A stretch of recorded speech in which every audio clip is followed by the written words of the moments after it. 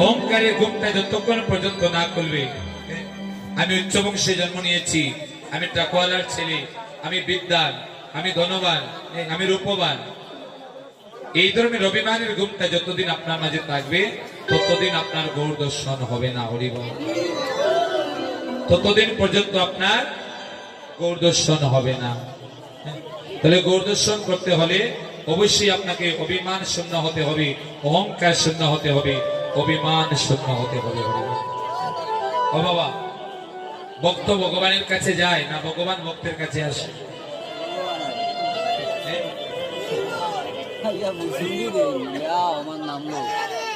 বলে ভক্তে যদি ভক্তি থাকে, ভক্তকে ভগবানের কাছে যেতে হয় না, ভগবান ভক্তের কাছে ছোট আসে। ও দাদারা, কত দূরে রাধে রাধে হইও না দেবা, আপনার বাধা হয়ে যায়।